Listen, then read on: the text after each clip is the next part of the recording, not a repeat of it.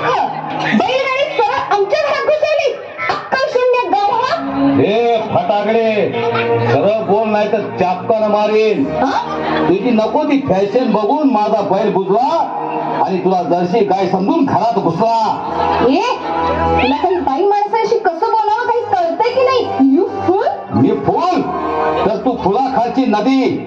मी तर तुझ्या संग लगीन करायला आलोय. लवली माझं नाव जातीवंत शेतकरी गणा. खेडेगावचा दिसतोस. अगदी दादा कोंडकेंसारखा दिसतोय. मग हो की माझी उषा चव्हाण. भांगवतो रान दर साली मोती पिकवतो छान. बरं आधी माझ्या अटी ऐक. त्या कबूल असतील तरच मी तुझ्याशी लग्न करेन. सांग सांग तुझ्यासाठी काय करू? वाघाच्या जाब्यात हात घालू का नागाच्या बिळात पाय घालू? नको नको इतकं काही करायची गरज नाही. तू माझ्याशी लग्न करून माझ्या घरी नांदायला आला पाहिजे. नांदायला आला पाहिजेस? हो. मी काय हांडगा आहे का काय? तुझी सगळी इस्टेट माझ्या नावाने केली पाहिजे. तुझ्या पान मिळवून ठेवल्या काय?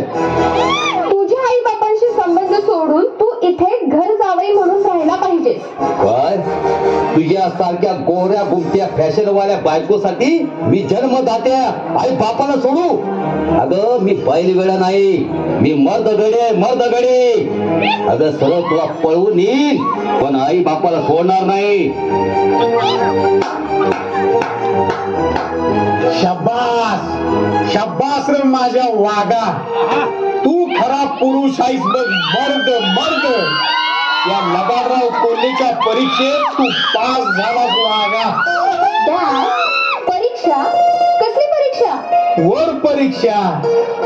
अगं माझे प्रेमाचे पोरी लवली तुला सज्जन निर्व्यसनी निरोगी नवरा मिळावा म्हणून मी तुझं स्वयंवर मांडलं होतं. गणा आजकालची पोरं बायकोच्या सांगण्यानं आणि इस्टेटीच्या लोभानं म्हातारपणी आई बापाला वृद्धाश्रमात घालत्यात तर कुणी बेवारस अवस्थेत कुठेही सोडून देत्यात. पण तू खेडवळ असलास तरी मातृपितृ भक्त आहेस. तुझा धडा समाजातल्या इतर तरुणांनी जर घेतला तर निराधार होणाऱ्या अनेक आई बापांना कायमचा आधार मिळेल. मी आनंदानं माझ्या खुशीनं माझ्या मुलीचा हात तुझ्या हातात देतोय वागा. हे घे. जमली